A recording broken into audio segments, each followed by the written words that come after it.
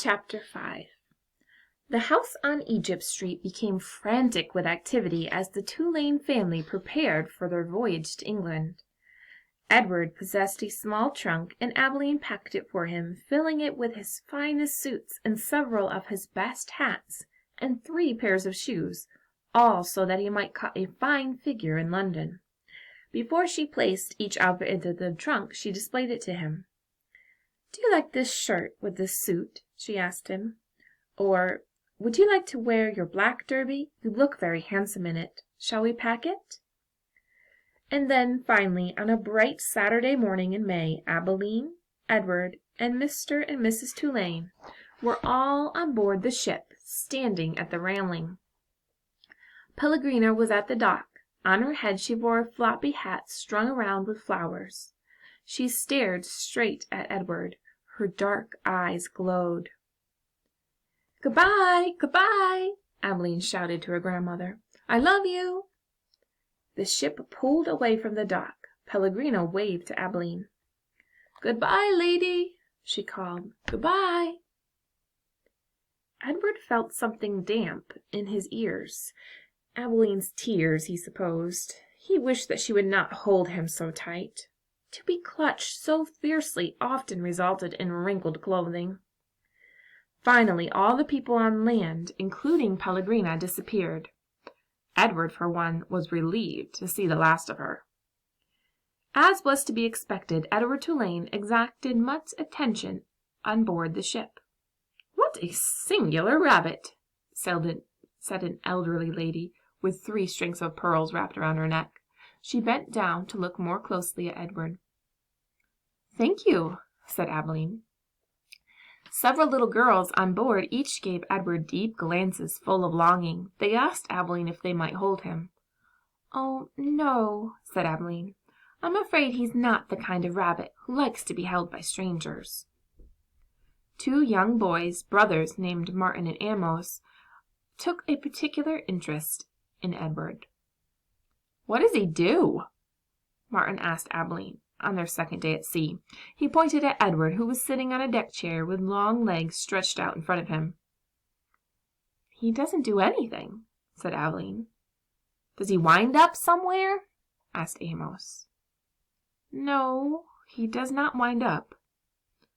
"Well, what's the point of him?" said Martin. "The point is that he's Edward," said Abilene. "That's not much of a point," said Amos.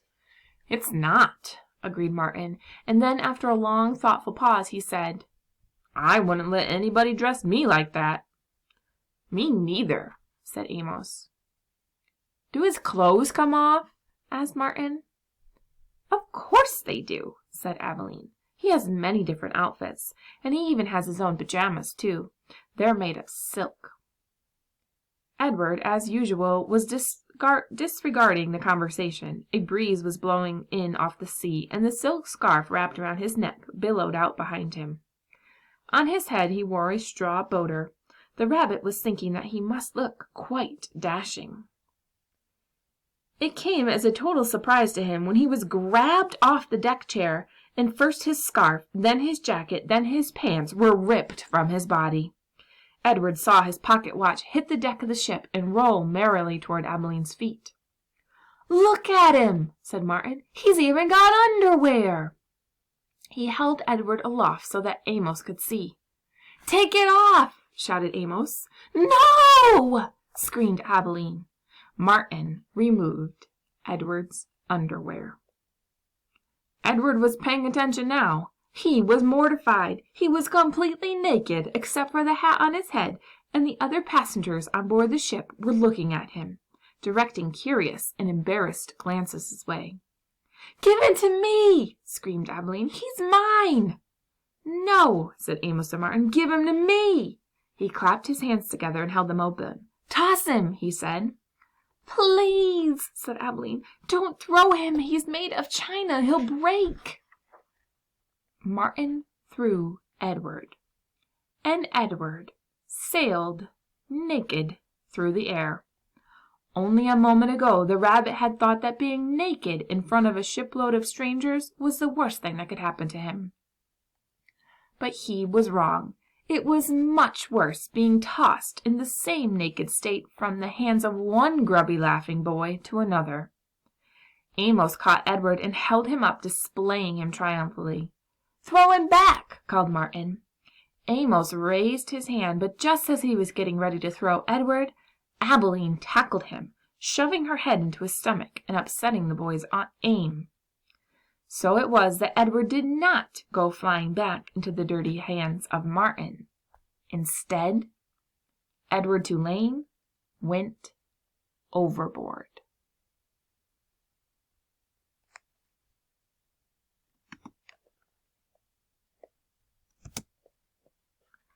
Chapter 6. How does a China rabbit die?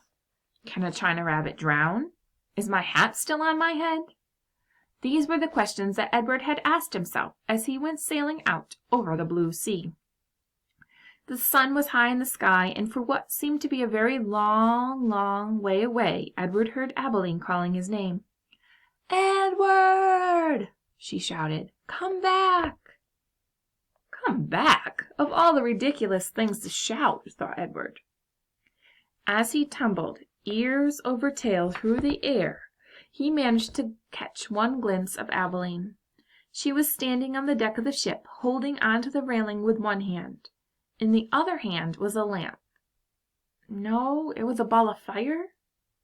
No, Edward realized, it was his gold pocket watch that Abilene held in her hands. She was holding it up high, and it was reflecting light from the sun. "Oh, my pocket watch," he thought. "I need that." And then Abilene disappeared from view, and the rabbit hit the water with such tremendous force that his hat blew off his head. That answers that question, thought Edward, as he watched the hat dance away in the wind. And then he began to sink. He sank and sank and sank. He kept his eyes open the whole time, not because he was brave, but because he had no choice. His painted-on eyes witnessed the blue water turning to green and then blue again. They watched as it finally came black as night. Edward went down and down. He said to himself, "If I'm going to drown, certainly I would have done so by now." Far above him the ocean liner, with Abilene aboard it, sailed blithely on, and the China rabbit landed, finally, on the ocean floor, face down, and there, with his head in the muck, he experienced his first genuine and true emotion. Edward Tulane was afraid.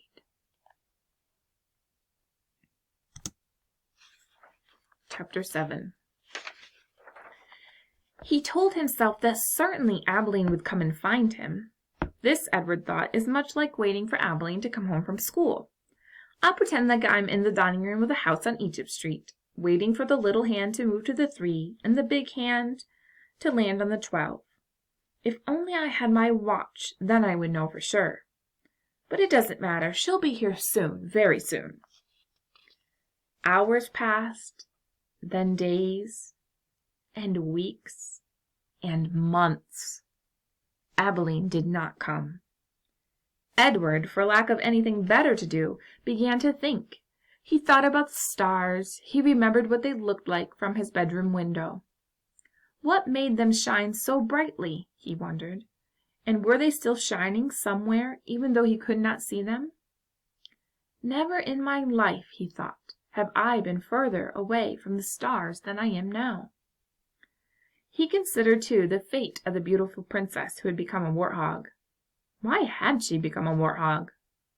Because the ugly witch turned her into one, that's why. And then the rabbit thought of Pellegrina. He felt in some way that he could not explain to himself that she was responsible for what had happened to him.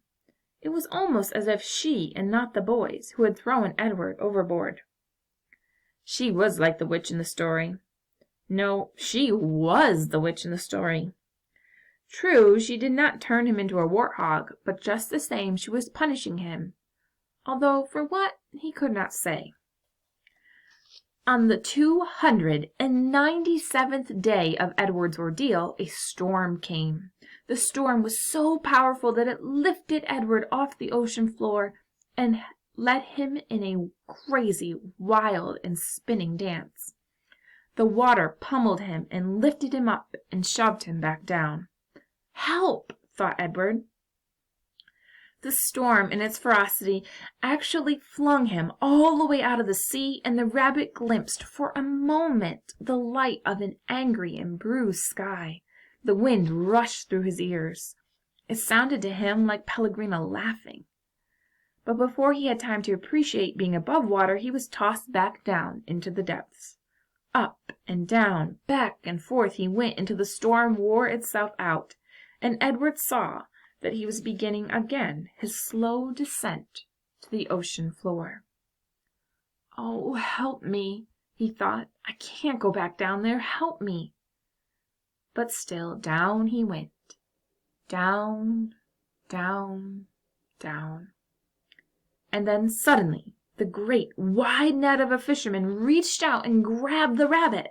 The net lifted him higher and higher until there was an almost unbearable explosion of light, and Edward was back in the world, lying on the deck of a ship, surrounded by fish. "Eh, what's this?" said a voice. "Ain't no fish," said another voice, "that's for sure."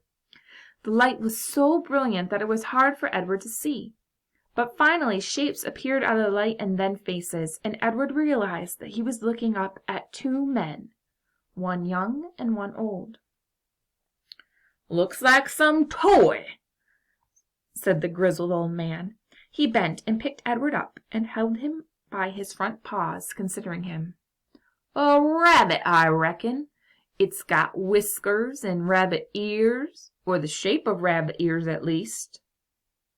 "Yeah, sure, a rabbit toy," said the younger man, and he turned away. "I'll take it home to Nellie, let her fix it up and set it rights. Give it to some child." The old man placed Edward carefully on a crate, positioning him so that he was sitting up and could look out at the sea. Edward appreciated the courtesy of this small gesture, but he was heartily sick of looking at the ocean and would have been satisfied never to set eyes on it again. "There you go," said the old man. As they made their way back to shore, Edward felt the sun on his face and the wind blowing through the little bit of fur left on his ears, and something filled his chest, a wonderful feeling. He was glad to be alive. "Look at that rabbit," the old man said. "Looks like he's enjoying the ride, don't it?" Yep," said the young man. In fact, Edward Tulane was so happy to be back among the living that he did not even take umbrage at being referred to as it. So Edward went through quite the ordeal as he spent 297 days underwater after being tossed overboard and leaving Abilene behind. I want you to think about what Edward thought about as he was leaving Abilene behind, and he did get to finally look back one last time. And one thing I really noticed is that he was focused on his pocket watch, and he said, "Oh, I'm going to need that." And really, if he was a character that felt love, he should have been looking back at Abilene, right, and thinking, "Oh, I'm going to need her. I need her." So he spent some time under the ocean. We see a little bit of a change in him, right? At the end there, he said he didn't even care that he had called him it. He was just happy to be out of the ocean. He is happy in his current circumstances. So we'll find out what happens in Chapter 8 next time.